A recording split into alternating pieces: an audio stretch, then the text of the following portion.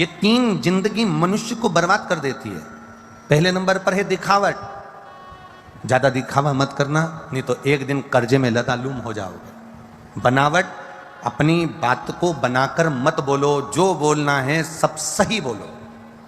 बनावट की जिंदगी से परे हुई।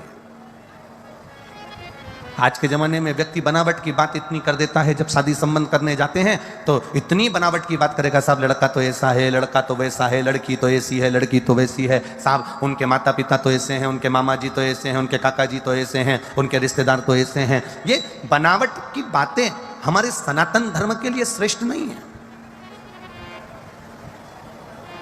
दिखावट, बनावट और तीसरे नंबर पर सजावट, ये श्रेष्ठ नहीं है।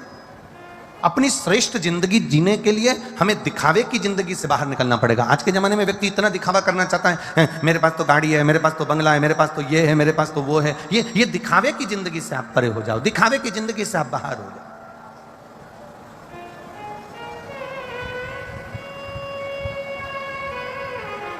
कई बार ऐसा भी होता है जो दिखता कुछ और है और होता कुछ और। हम दिखावट की जिंदगी से परे क्यों ना हो रहे हैं?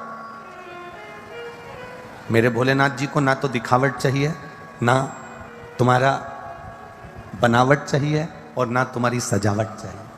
मेरे शंकर भगवान को ना दिखावे से मतलब है, ना सजावे से मतलब है, ना बनावे से मतलब है। उसको तो केवल एक मतलब है कि तुम भक्ति कितनी कर रहे हो। तुम राम जी की भक्ति करो, चाहे कृष्ण की भक्ति करो, चाहे शिव की भक्ति करो, चाहे भवानी की भक्ति करो, चाहे दत्त की भक्ति करो, तुम्हारे मन में जो विराजमान है। मेरे शंकर भगवान ने यह भी नहीं कहा कि तुम केवल मेरा भजन करो, राम जी को छोड़ दो। मेरे शंकर भगवान ने यह नहीं कहा कि तुम कृष्ण को छोड़ दो। मेरे कृष्ण ने यह कभी नहीं कहा कि तुम शंकर को छोड़ दो। मेरे राम ने कभी यह नहीं कहा कि तुम भगवान को छोड़ो। शंकर भगवान कभी नहीं कहते कि नारायण को छोड़ो। ब्रह्मा कभी नहीं कहते कि तुम शिव को छोड़ो। शिव कभी नहीं कहते कि तुम ब्रह्मा को छोड़ो। पार्वती जी, आद्य शक्ति दुर्गा, भवानी माँ, देवी कभी नहीं कहती कि तुम शिव को छोड़ो। शिव कभी नहीं कहते कि तुम देवी को छोड़ो। वो तो ये दुनिया के लोगों ने अपने एक पंथ को रूप में, एक भ्रम के रूप में अपना एक पंथ का निर्माण कर लिया और उन्होंने कह दिया कि शंकर भगवान के मंदिर मत जाना, शिव जी का प्रसाद मत लेना, शंकर की पूजन मत करना, शिव जी पे चढ़ा हुआ जल मत पीना, शंकर के मंदिर में मत पहुंचना। ये दुनिया के लोगों में इतना भ्रम भर दिया गया था, इतना भर दिया गया था कि एक एक बच्चा शंकर के मंदिर में जाने से डरता था। लोग डरा देते थे, शिव जी तो क्रोध के देवता है, शंकर भगवान तो रुद्र के देवता है, उनको तो गुस्सा ज्यादा आता है, इसलिए शिव के मंदिर मत जाना, शंकर की पूजन में ये गलती मत करना, शिव जी की पूजन में ये गलती मत करना, शंकर की पूजन में ये गलती मत करना। यहां तक शिव महापुराण की कथा कहती है, यहां तक वर्णन करती है कि आपकी पूजन की थाली में कुछ कमी रह गई, चिंता करने की जरूरत नहीं है, क्योंकि शंकर भगवान शिव पिता है और पिता अपने पुत्र की गलतियों को क्षमा कर देता है। वो पिता शिव जी की पूजन में कई लोगों ने बहुत डरा दिया था। ये पहले की बात बता रहे हैं, जब लोगों को डर लगता था शिव से। शंकर की पूजन में ये गलती मत करना, शिव जी की पूजन में ये गलती मत करना, शंकर जी नाराज हो जाएंगे, शंकर जी क्रोधी देवता हैं, शंकर जी रुद्र देवता हैं, शंकर भगवान को बहुत गुस्सा आता है, वो श्राप दे देते हैं, वो ये कर देते हैं, वो कर देते हैं। ना ना, 33 कोटि देवी देवताओं में उठाकर देखना, केवल एक देव अधिदेव महादेव एक ऐसे हैं जो पशु पक्षी जलचर थलचर राक्षस असुर देवता गंधर्व सबके देवता। अब जो सबका देवता है उसको मालूम है, अगर कोई थोड़ी बहुत गलती कर भी देना तो मेरा महादेव कभी उसको गलत नहीं कहता, मेरा महादेव कभी उसको श्राप नहीं देता, मेरा शिव उसको कभी श्रापित नहीं करता। पूरी पुराणों को उठाकर देखना, एक एक देवता के पुराण उठाकर देखना। किसी ने कह दिया कि तुम हाथी बन जाओ, किसी ने कह दिया तुम ग्रह बन जाओ, किसी ने कह दिया तुम सर्प बन जाओ, किसी ने कह दिया तुम ये बन जाओ। पूरी शिव महापुराण की कथा में उठाकर देखना, शंकर भगवान के एक एक चरित्र, 18 पुराण, 6 शास्त्र, 4 वेद सब उठाकर देखना। शंकर भगवान ने किसी को श्राप नहीं दिया कि तू ये बन जा, क्योंकि शिव किसी को श्राप नहीं देते। शंकर भगवान की पूजन में अगर कोई कमी भी रह जाए, शिव की पूजन में कोई कमी रह भी गई, तो पार्वती जी उनके पास में विराजमान रहती हैं और माँ जगत जननी उनकी पूजन में कोई कमी नहीं आने देती, वो स्वयं कर देती हैं। ये शिव है, ये ओघड़ी है, ये दयालु है। बोल बम का नारा है। शंकर अपनी पूजन में अगर कोई कमी, आप लोग जो कल 15 तारीख को रात्रि को 9 बजे आप लोग अभिषेक करेंगे अपने अपने घरों पर, पूरा विश्व उस अभिषेक को करेगा, पूरा विश्व।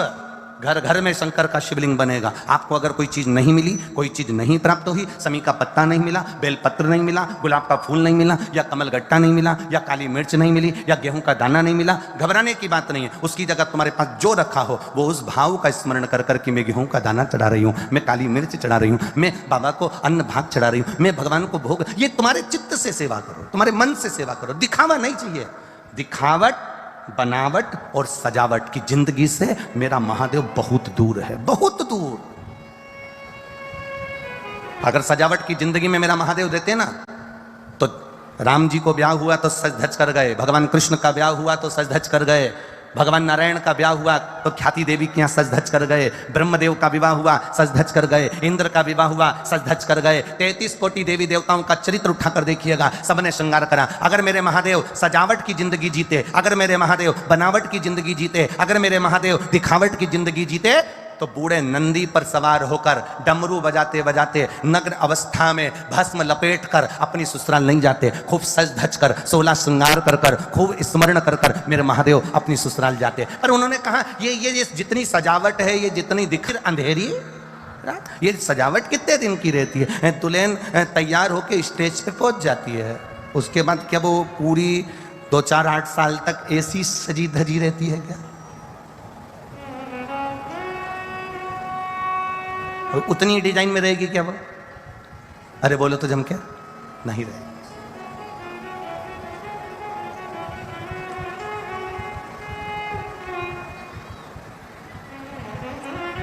वो उतनी सजी धजी नहीं रहेगी, पर शिव कथा कहती है कि दुल्हन दुल्हन ही रहती है। दुल्हन बोलो बोलो जम के, दुल्हन ही रहती है। देखो, किसी लड़के की शादी को 12-15 साल हो जाए तो भी लड़के को कोई दूल्हा नहीं कहता, पर लड़की को बोलचाल की भाषा में घर के लोग कह देते हैं, क्यों छोटी दुल्हन नहीं दिख रही? बोलो, बोलते कि नहीं बोलते? क्यों, वो बड़ी दुल्हन कहां गई? आज तक किसी ने बोलचाल की भाषा में ये कहा कि वो बड़ा दूल्हा कहां गया, कि बड़ा छोटा दूल्हा कहां गया?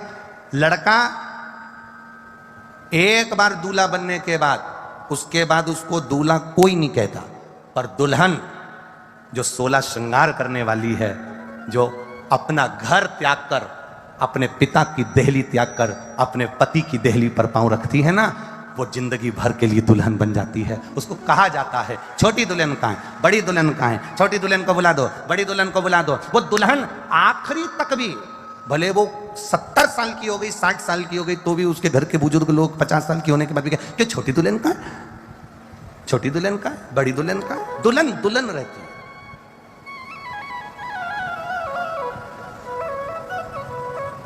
ये जरूरी नहीं है कि तुम बहुत श्रृंगार करके रहोगी, 1 घंटे तक पेंसिल से लाइन खींचोगी, फिर डब्बा भरोगी, फिर आंखों में ऐसा काला काला सा जैसी चिपकाओगी, तब तुम दुल्हन कहलाओगी। ना ना ना ना, शिव महापुराण की कथा कहती है दिखावे से कोई दुल्हन नहीं होता। तुमने अपने पति के साथ 7 फेरे लिए और तुम दुल्हन बन गई, बस उस दिन से तुम दुल्हन बनी और बन गई।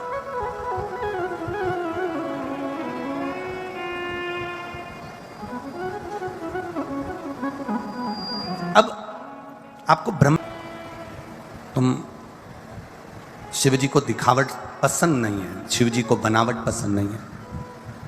बनावट नहीं शंकर भगवान को प्रिय। 2 संत थे, आपस में झगड़ लिए। 2 संत आपस में झगड़ रहे हैं। एक संत दिन रात बैठकर भगवान का भजन करता है, वो कहता है बड़ा मैं हूं।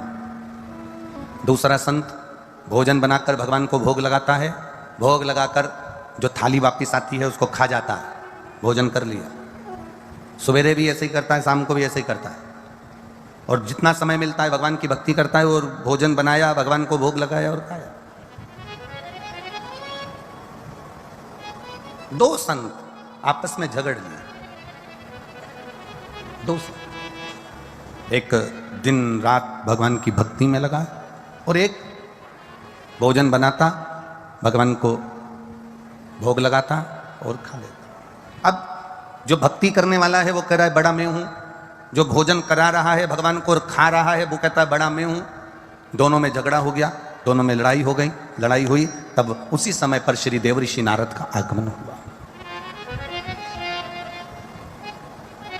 संतों के विवाद को कौन समाप्त कर सकता है?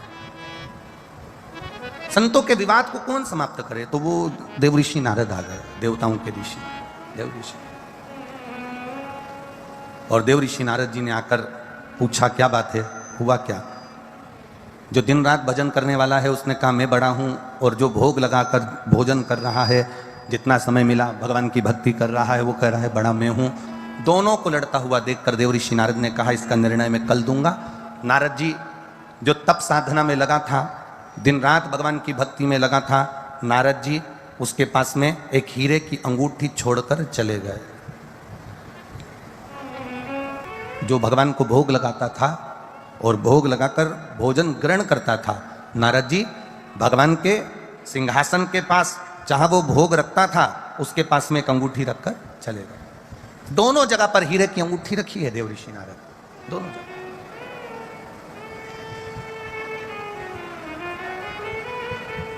और दोनों जगह हीरे की अंगूठी रखकर देवऋषि नारद चले गए। समय आया, जैसे ही भक्ति करने वाले ने अपनी नेत्र खुले सामने हीरे की अंगूठी रखी थी, उसने हीरे की अंगूठी उठाकर अपने आसन के नीचे रख ली।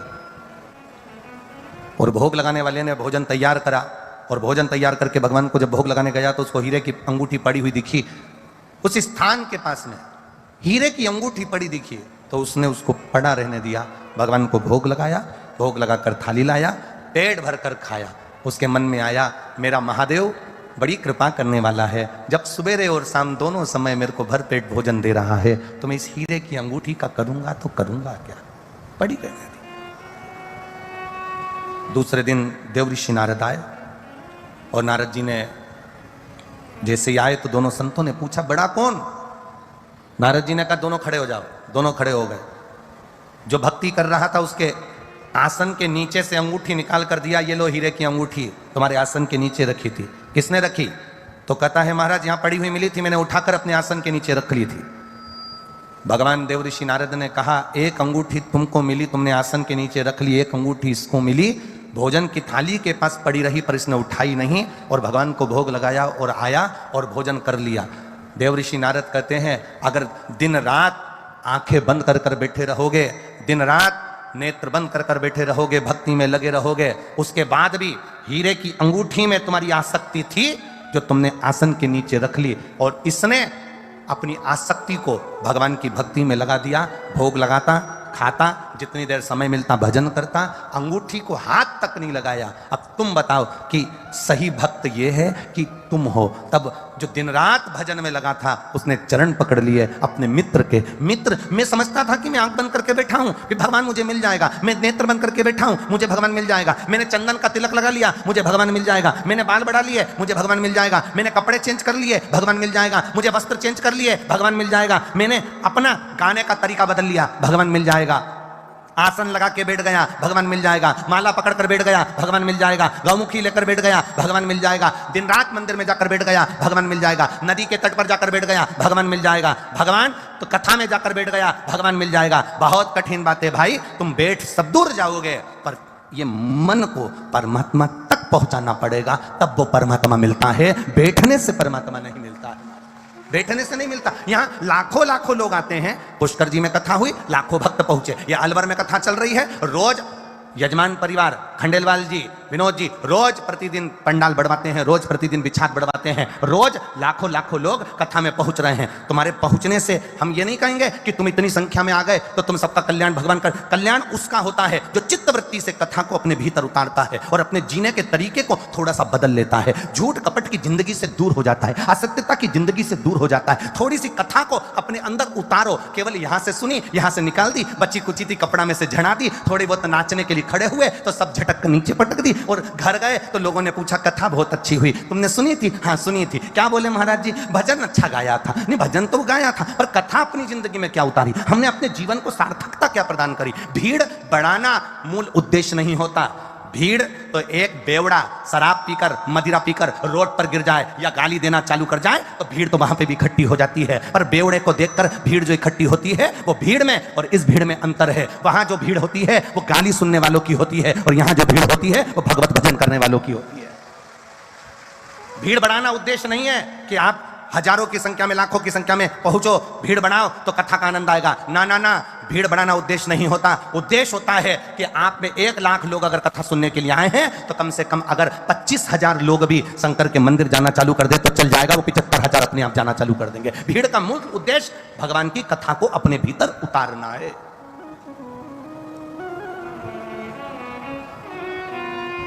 दिखावे की जिंदगी से दूर हो जाओ भाई। हो दिखावट मेरे शंकर भगवान को नहीं प्रिय है। अपने दिल से जुड़ो। एक पत्र आया है, देखिए।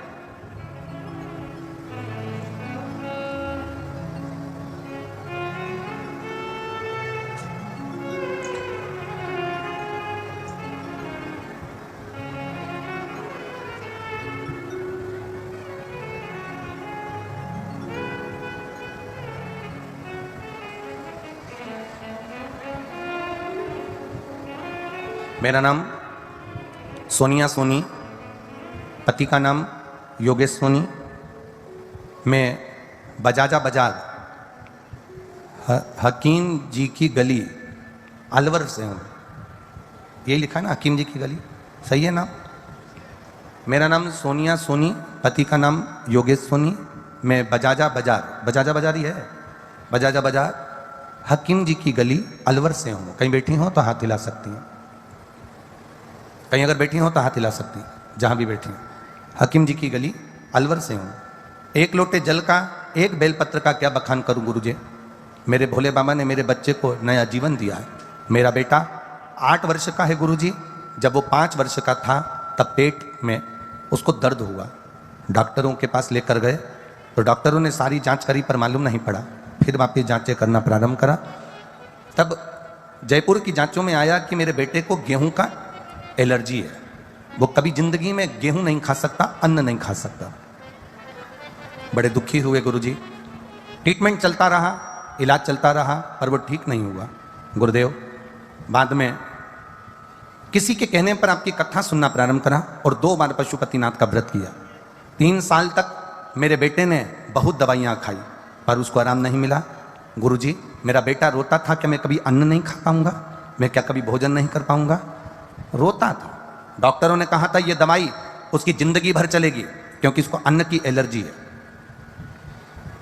तभी मैंने अपने बेटे को और मैंने पशुपतिनाथ का व्रत का स्मरण किया और बेटे को रोज मंदिर लेकर जाती, शंकर जी पे जल चढ़वाती, बेटे को उसी मंदिर में जल पिलवा देती। गुरुदेव, लोग कहते हैं, सियोर वाला महाराज कहता है तो दुनिया के लोग टोट का समझ कर करते हैं, हम टोट का नहीं गुरुदेव, आपकी वाणी का मार्गदर्शन समझ कर करते हैं। और शिव जी पे चढ़ा हुआ जल मैंने अपने बेटे को दिया, बेलपत्री खाने को दी। आज बाबा की कृपा से मेरा बेटा पूर्ण तरह से ठीक है और भोजन करना चालू कर दिया। और डॉक्टर भी आश्चर्य में है कि जिसको जिंदगी भर अन्न छोड़ना था उसने भोजन कैसे चालू कर दिया। ये शिव तत्व है। ये ओगरदानी है, ये त्रिकालदर्शी है, कैलाशी है, अविनाशी है। ये आया है शिव तत्व की प्राप्ति है, इसमें अवघड़ी है।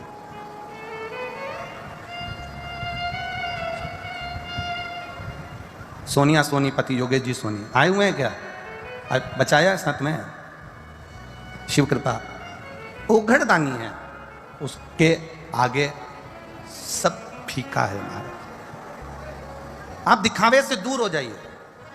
बैठो मां, बैठो, बैठ जाओ, बैठ जाओ, भी बैठ जाओ। दिखावे से दूर हो जाओ। आप जितना दिखावे से दूर हो गए उतना शिव के करीब हो गए, उतना कर। दिखावट, बनावटी बातों से कभी शंकर प्रिय नहीं लगे। कई लोग ऐसे हैं शिव जी के मंदिर जाते हैं और बनावटी बातों में लग जाते हैं। मैं भगवान शंकर की आराधना करता हूं, शिव तांडव स्तोत्र का पाठ करता हूं, रुद्राष्टाध्यायी मुझे कंठस्थ पड़ा हुआ है।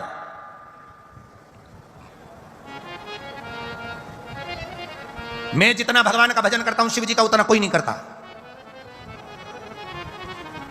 जिस समय मेरे राम जी ने समुद्र के तट पर रामेश्वर धाम की स्थापना करी थी, लंका में बैठा हुआ रावण इसी तरह से शब्द कह रहा था, राम क्या शिव की पूजन करेगा? राम क्या शंकर भगवान की पूजन करेगा? जो पूजन मैंने करी है, जो पूजन मैं कर सकता हूं, जो आराधना मैं कर सकता हूं, वो लंकाधिपति रावण कर रहा है, वो राम नहीं कर सकते। जो मैंने करी है,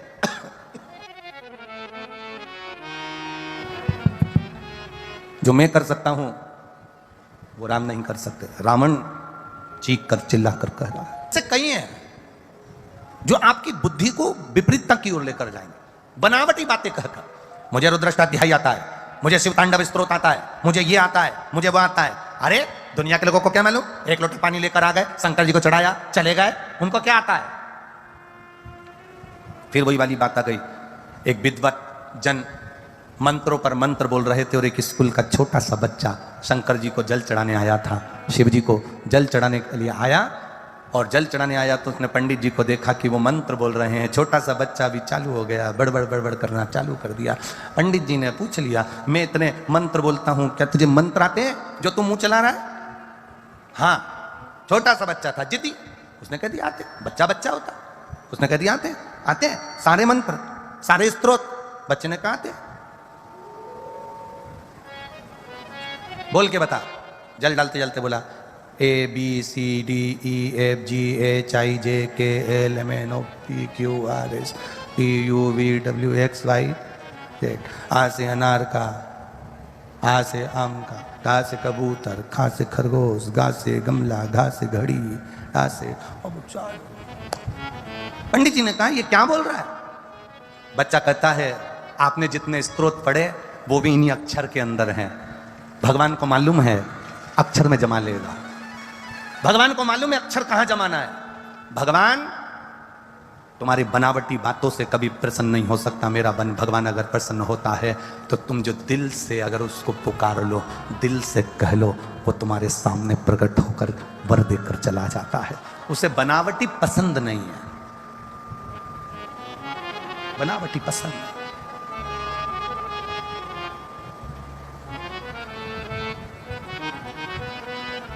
कल शिवरात्रि रहेगी, प्रदोष के बाद में शिवरात्रि रात्रि को 8:00 पर लग जाएगी, इसलिए अभिषेक भी रात्रि को 9 बजे का रखा।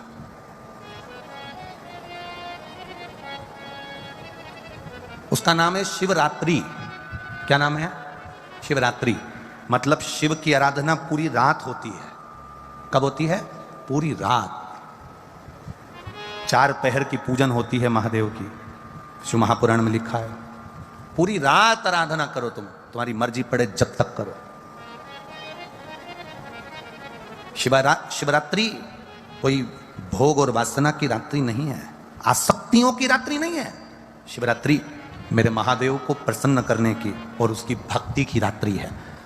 शंकर की कथा कहती है, शिव महापुराण की कथा कहती है, सावन के महीने में जो शिवरात्रि आती है, उस शिवरात्रि के दिन जो अपने घर में पार्थिव शिवलिंग का निर्माण कर कर भगवान शिव की आराधना करता है, शंकर का आराधना कर कर, शिव की स्तुति कर कर शंकर को अपने घर में जो निमंत्रण देता है, अर्थात शिवलिंग बनाना, उसकी आराधना करना, उसकी पूजन करना, शंकर की आराधना अपने घर में बैठकर करता है। शिव महापुराण की कथा कहती है उसके घर में महादेव नित्य उसके घर में नूतनता प्रदान करता है और उसके कार्य को सफल करता है। यह श्रावण की शिवरात्रि। करो रात्रि में भजन उसका, करो रात्रि में स्मरण उसका, 9 बजे से 10 बजे तक करो उसकी आराधना। मुख से बोलते रहना। अनुष्ठान में अगर यहां पंडित जी जब अनुष्ठान कराएंगे, पूजन कराएंगे, तब आपको कुछ ना आए, उस समय पर आप केवल एक उच्चारण करते रहना, या तो नमः शिवाय या ओम नमः शिवाय, ना बन सके तो श्री शिवाय नमस्तुभ्यम बोलते रहना। शंकर का गुणगान करते रहो, श्री शिवाय नमस्तुभ्यम। मैं शिव आपको नमन करता हूं, प्रणाम करता हूं। कुछ नहीं है मेरे पास, क्या दूं मैं आपको? दुनिया के लोग दूध चढ़ाकर सोचते हो कि बहुत बड़ा काम कर रहे हैं, पर भक्त जो होता है ना, वो अपने दोष शंकर को दिखा देता है, अपने दोष शिव को दिखा देता, अपने दोष दिखाएगा भगवान को, सच्चा भक्त।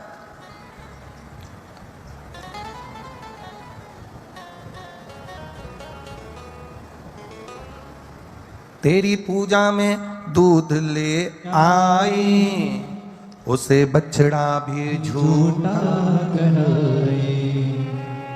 तेरी पूजा में जल ले आई, उसे मछली भी झूठा कराए। तेरी पूजा में फूल ले आई, उसे भंवरा भी झूठा कराए। तेरी पूजा में मिठाई ले आई, उसे चींटी भी झूठा कराए। दूध कैसे चढ़ाऊं भोले कैसे ले जाऊं महादेवा, भोले कैसे करूं तेरी से। अपने दोष गिनाओ, अपने अवगुण गिनाओ। दुनिया के लोग सोचे मैं 50 लीटर दूध चढ़ाऊंगा तो शंकर जी प्रसन्न होंगे। शिव जी तो करें 1 चम्मच दूध, वो भी देसी गाय का, वो उतना भी ना मिले तो 2 बूंद दूध मुझ पर चढ़ा कर जाना, मैं तेरे भाग्य के ताले खोल दूंगा, ये निश्चित है। बहुता में नहीं।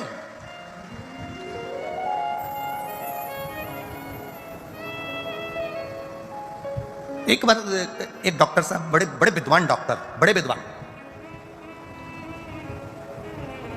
वो एक संत से भिड़ गए। संत कहते थे भगवान दिल में रहता है। भगवान कहां रहता है? बोलो बोलो जम के, दिल में रहता है। डॉक्टर साहब भिड़ गए, बड़े विद्वान थे, सर्जरी करा करते थे, ऑपरेशन किया करते थे। एक दिन डॉक्टर साहब ने संत से आकर कहा, क्यों फालतू के प्रवचन देते हो, फालतू की चीजें बोलते हो? ये कोई बोलने वाली बात है कि भगवान दिल में रहता है? मैंने हार्ट के कम से कम 500 ऑपरेशन करे, एक भी हार्ट के अंदर, एक भी दिल के अंदर मुझे भोलेनाथ नहीं मिले। डॉक्टर कह रहा है, ए पंडित, ए संत, साधु, सन्यासी, तपस्वी, साधक, उपासक, क्यों झूठ बोल रहे हो? इतनी बड़ी बड़ी व्यासपीठ पर बैठते हो, प्रवचन देते हो, क्यों झूठ बोल रहे हो? ये भगवान दिल में रहता है, हृदय में रहता है, हार्ट में रहता है। मैंने 500 ऑपरेशन करे, 500 सर्जरी करी, देश में विदेश में जाकर, इतने दिल खोले, इतने हार्ट खोले, एक हार्ट में मुझे महादेव नहीं मिले, दिल में कहीं मुझे महादेव नहीं मिले, फिर क्यों झूठा प्रवचन देते हो?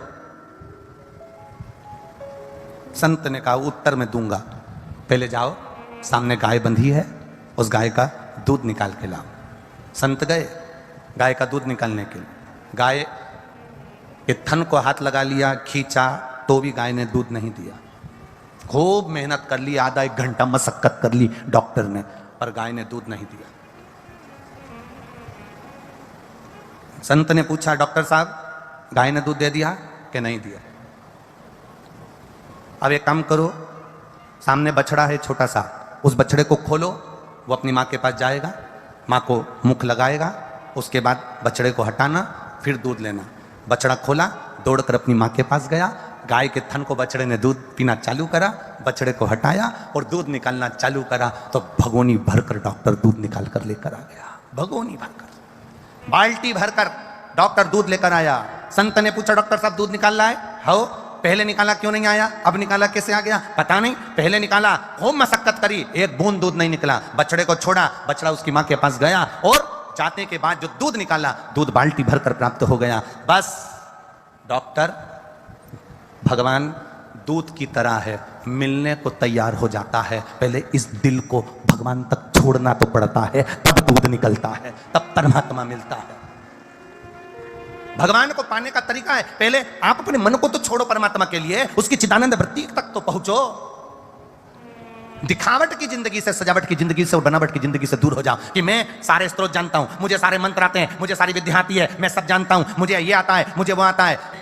लाखों करोड़ों लोग कल अभिषेक करेंगे, आपसे निवेदन है, अभिषेक करते समय तुम कितने बड़े विद्वान हो उससे कोई मतलब नहीं होना चाहिए। पंडित जी मंत्र बोल रहे, साधना करा रहे, उससे मतलब नहीं, तुम्हारी चित्तवृत्ति शंकर से जुड़ी होना चाहिए, यह दिल परमात्मा में लगा हुआ होना चाहिए। तुम्हें यह विश्वास होना चाहिए कि मैं पार्थिव शिवलिंग का निर्माण कर रही हूं, मैंने पार्थिव शिवलिंग बनाया है, उसकी पूजन कर रही हूं, मतलब मेरा महादेव मेरे दुख हरने के लिए मेरे घर आया है और मेरा दुख कटेगा, ये निश्चित है, वो काट कर रहेगा। अकाल मृत्यु वो मरे जो काम करे चंडाल का, काल उसका क्या बिगाड़े जो भक्त हो महा काल का। मेरा शिव मेरे दुख हरेगा, मेरा शंकर मेरा काल हरेगा, मेरा शिव मेरे सम्मुख में आएगा। कई लोग कहेंगे आधी रात को अभिषेक करोगे, कोई कहेगा दिन में अभिषेक करोगे, कोई कहेगा रात्रि को अभिषेक करोगे। काल और महाकाल बोलो जम के, कौन कौन? काल, काल मतलब समय, और महाकाल, ये दोनों ध्यान रखना। काल और महाकाल इन दोनों का कोई समय नहीं होता। व्यक्ति क्या अपने घर वालों से कहकर जाता है कि मैं अभी 15 मिनट बाद मरूंगा? बोलो, जम के बोलो। समय है मरने का? मृत्यु की कोई घड़ी होती है? मृत्यु का कोई समय होता है? मौत का कोई समय होता है? काल का कोई समय होता है? काल का कोई समय नहीं होता है। उसी तरह मेरे महाकाल के भजन का कोई समय नहीं होता। तुम्हारी मर्जी पड़े तब करिए, तुम्हारी मर्जी पड़े तब शिव का स्मरण करिए, क्योंकि काल और महाकाल इनके समय को नहीं देखा जाता।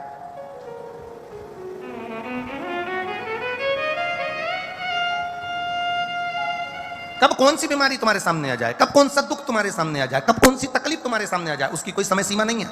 आप भजन करते रहो, स्मरण करते रहो। स्वामी विवेकानंद जी ने रामकृष्ण परमहंस जी से पूछा था, भजन कब करना चाहिए, भगवान का नाम कब लेना चाहिए?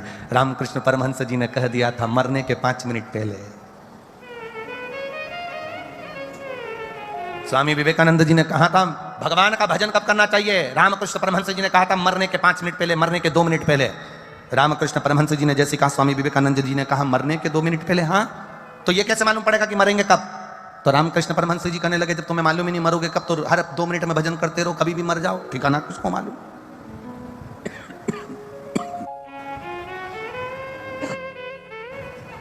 करो शिव का भजन।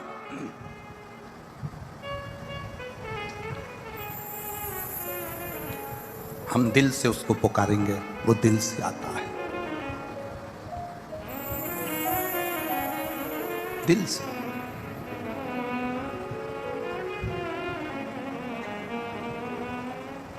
ज्यादा शक्कर शरीर को खराब कर देती है। बोलो सही है? अरे बोलो तो जम के, सही है? ज्यादा शक्कर शरीर को खराब कर देती है और ज्यादा शक हमारी पूरी जिंदगी को खराब कर देता है। ज्यादा शक्कर खाओगे तो शरीर बेकार हो जाएगा और ज्यादा शक की जिंदगी में जियोगे। मेरी सास ने ना जाने क्या कह दिया मेरे पति से, ना जाने पति ने क्या कह दिया अपनी बहन से, शक में जिंदगी जी रहे हो। भाई ने ना जाने अपने भाई से क्या कह दिया, तुम्हारी मम्मी ने तुम्हारे छोटे भाई से ना जाने क्या कह दिया, उन्होंने ना जाने उनसे क्या कह दिया। 2 जनी बात कर रहे हैं तो शंका चालू हो गई, पति पत्नी बात करें तो शंका चालू हो जाए, भाई भाई बात करे तो शंका चालू हो जाए। शक्कर शरीर खराब कर देती है, शक जिंदगी खराब कर देता है। माता सती की जिंदगी में एक छोटा सा शक आ गया, क्या ये राम है?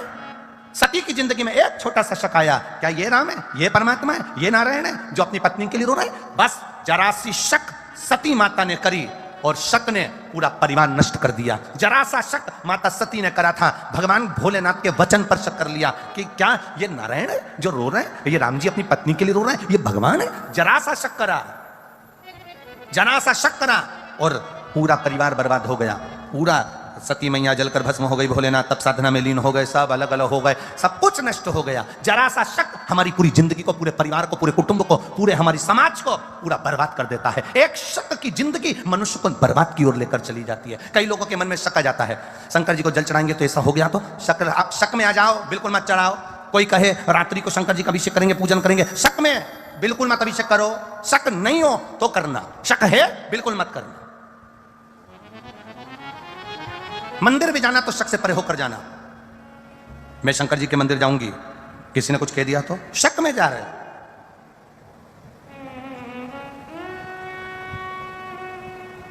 कथा में बैठे हो, कोई तुमको देख रहा है तो तुमने कह दिया, बताओ मुझे घूर घूर के देख रहा है, शक। जब तू कथा में गई तो तेरा ध्यान कथा में होना चाहिए, तू उसको देखी काहे को, कौन तुझे घूर कर देख रहा है? शक जीवन नष्ट कर देता है। शक्कर वो कितनी बड़ी बात की, वो एक गरीब आदमी शक्कर के लिए कंट्रोल की दुकान के चक्कर लगाता है। कंट्रोल जानते ना? अरे बोलो तो जम के, जानते हैं वो सरकारी सामान की दुकान जो होती है, आटा चाल शक्कर। गरीब आदमी शक्कर के लिए कंट्रोल की दुकान के चक्कर लगाता है, कंट्रोल के चक्कर लगाता है, और अमीर आदमी शुगर को कंट्रोल करने के लिए डॉक्टर के चक्कर लगाता है। दोनों में बहुत अंतर, बहुत अंतर, दोनों में बहुत अंतर। एक शक्कर खाने के लिए कंट्रोल की दुकान जा रहा है और दूसरा शक्कर को पचाने के लिए डॉक्टर के पास जा रहा है। कंट्रोल करना, कंट्रोल। शंका से दूर हो जाओ, दूर। कई लोग होते हैं, एक बुजुर्ग व्यक्ति रेल में सफर कर रहा था, ट्रेन में जा रहा था, बेचारा सीधा साधा था, कुछ पढ़े लिखे लड़के ट्रेन में चढ़ गए। कितनी योनियां हमने काटने के बाद में, कितनी योनियों को निकालने के बाद में ये मानव का जो शरीर मिला है, मानव की जो देह मिली है, इसके बाद हम इस शरीर को पाने के बाद भगवान का इतना भजन कर कर जाएं, इस शरीर को पाने के बाद हम भगवान का इतना मंत्र जाप कर कर जाएं, इतना नाम जाप कर कर जाएं कि फिर वापिस हमारा जन्म इस पृथ्वी पर ना हो। स्वयं जगतगुरु शंकराचार्य जी, जिन्होंने कहा कि पुनरपि जननम और पुनरपि मरणम के प्रपंच से हमें बाहर निकलना, केवल 7 साल के थे जगतगुरु शंकराचार्य जी जब अपनी मां के साथ में, आज मां ने शंकर से कहा, जगतगुरु शंकराचार्य जी से शंकर से कहा, शंकर क्या मेरे ये कपड़े का गट्ठा तू नदी तक लेकर चल सकता है? मेरे इस कपड़े के गट्ठे को तू क्या नदी तक लेकर चलेगा? जगतगुरु शंकराचार्य जी जब 7 साल के थे, केवल 7 वर्ष की उनकी आयु थी, केवल 7 वर्ष। क्या तो ये मेरा कपड़े का गट्ठा, क्या मेरे ये कपड़े का गट्ठा तू मेरे साथ में नदी तक, जहां मेरे को कपड़े धोना है, उस नदी तक क्या तू मेरा ये कपड़े का गट्ठा लेकर चल सकता? शंकर ने कहा। 7 वर्ष के उस बालक ने कहा, मां चलो मैं एक गट्ठा अपने सिर पर रख लेता हूं, आप नदी पर लेकर चलता हूं। 7 वर्ष का बालक, 7 वर्ष का वो बेटा अपनी माता के साथ में सिर पर गट्ठा लेकर नदी के किनारे पहुंच गया। अब मां वस्त्र धो रही है, मां कपड़े धो रही है, और बच्चे ने अपनी मां से कहा, मां मुझे स्नान करने के लिए नदी में जाना है। एक त्याग कर देना। ये जो अलवर को जो एक कथा मिली है, अलवर राजस्थान में, इसका नाम है त्याग। शंकर भगवान को पाने के लिए कोई कहे कि तुम घर त्याग दो, कोई कह दे तुम परिवार त्याग दो, कोई कह दे तुम ये त्याग दो, कोई कह दे तुम वो त्याग दो। शिव महापुराण की कथा कहती है, शिव को पाने के लिए परिवार में रहो, कुटुंब में रहो, नाते रिश्तों में रहो, बस त्याग करना है तो अपने गलत विचारों का,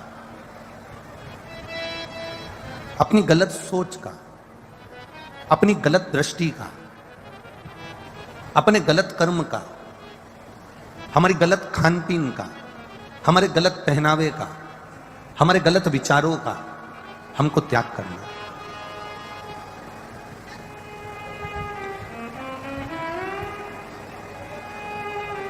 शंकर स्नान करने के लिए मां से पूछ के नदी के अंदर चले गए, और नदी के अंदर जाने के बाद में, नदी में पहुंचने के बाद, शंकर तो शंकर थे, शंकर इसको आके सुन, आवाज नहीं है इनमें,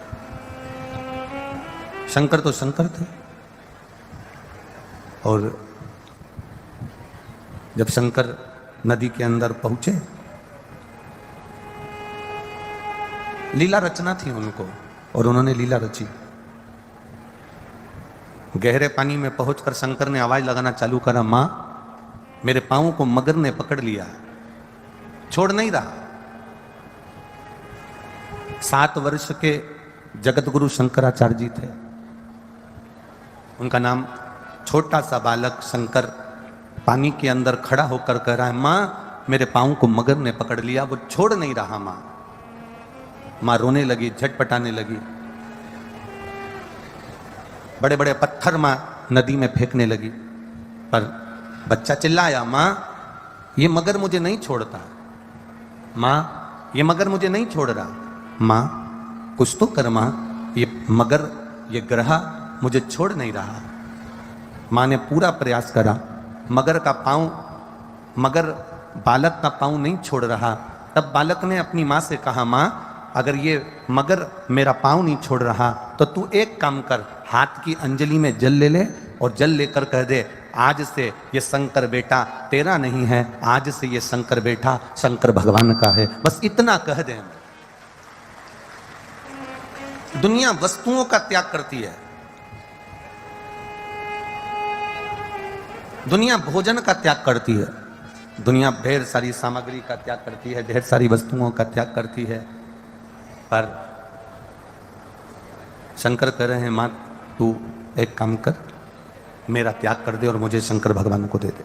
अंजलि में जल लिया और जल लेकर कहा आज से ये मेरा बेटा नहीं है, आज से भोलेनाथ ये तुम्हारा बेटा है, अब तुम इसको बचाओ चाहे मारो, ये तुम्हारी मर्जी है। शंकर उस बालक ने बस इतना सुना और मगर से पांव छुड़ाकर बालक बाहर आ गया। बाहर आते से अपनी मां से कहा मां अब मैं जा रहा हूं। 7 साल का बेटा अपनी मां से कह रहा है अब मैं जा रहा हूं। मां ने पूछा कहां? शंकर कहते हैं अब मेरी मर्जी में कहां जाऊं, क्योंकि तूने मुझे शंकर भगवान को दे दिया, तूने मुझे शिव जी को दे दिया, तूने मुझे उगरदानी को दे दिया, तूने मुझे शंकर भगवान को दे दिया। माँ अगर तूने मुझे शिव जी को दे दिया है तो फिर अब मेरे को तेरे साथ में नहीं रहना। अब मैं शिव का हो गया, अब मैं शंकर का हो गया, अब मुझे शिव प्राप्त हो गया, अब मुझे शंकर मिल गया। माँ 7 वर्ष के बेटे शंकर को शिव को दे दिया और शंकर शिव के हो गए। इतनी तप साधना, कोई वस्तुओं की चाह से परे हो गए। 7 वर्ष की अवस्था थी, 7 वर्ष की अवस्था में परमात्मा के भजन में चित्त लगा लिया। हम आपसे ये कभी नहीं कहेंगे कि आप अपना घर त्याग दो या परिवार त्याग दो या अपने परिवार को या कुटुंब को त्यागो या अपनी जमीन जायदाद त्यागो, तुम कुछ मत त्यागो। आप ना अपना घर छोड़िए ना आपका परिवार छोड़िए, बस इतना स्मरण अपने भीतर होना चाहिए कि हम परमात्मा को, जैसे शंकर की माता से कहा कि तू मुझे शिव को दे दे, उसी तरह हम आपसे कहना चाहेंगे तुम अपने घर में रहना, परिवार में रहना, कुटुंब में रहना, रिश्ते नातों में रहना, सबके साथ रहो, पर एक बार मन में ये संकल्प कर लेना कि हम किसी के नहीं हैं, अगर हम हैं तो हमारे देव अधिदेव महादेव के हैं, इसके सिवाय किसी के। अब वो जैसा रखे, अब वो खिलाएगा तो हम खाएंगे, वो पिलाएगा तो हम पिएंगे, वो रखाएगा हम रहेंगे, वो पहनाएगा हम पहनेंगे, ये उसकी मर्जी है, ये उसके चित्तवृत्ति, ये उसका विचार, ये उसकी सोच, उसकी दृष्टि, वो कैसा रख रहा है।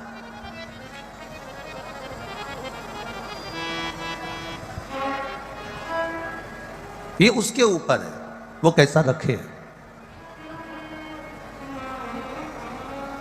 अरे जाई विधि राखे राम, ताई विधि रहिए, सीताराम सीताराम सीताराम किया अभिमान तो फिर मान नहीं पाएगा, होगा वही प्यारे जो मेरे राम जी को भाएगा। फल आशा त्याग शुभ काम करते रहिए, जाई विधि राखे राम, ताई विधि रहिए। फिर वो जैसा रखे, हम एक बार बस शिव के हो गए, हम एक बार शंकर के हो गए, शंकर हमारे हो गए, फिर उनके ऊपर है कि वो रखे कैसे। त्याग की मूलता में हम हमारी गलत सोचों का त्याग कर दें। माता सती ने विश्वास को जागृत नहीं करा और एक झूठ माता सती ने कह दिया कि मैंने सीता जी की कोई परीक्षा नहीं ली, माता जानकी की मैंने कोई परीक्षा नहीं ली। आप अपने परिवार में रह रहे हो, आप अपने घर में रह रहे हो, आप अपने कुटुंब में, अपनी समाज में रह रहे हो, तो झूठ की जिंदगी मत जीना। दिखावट, बनावट, सजावट की जिंदगी से दूर हो जाओ।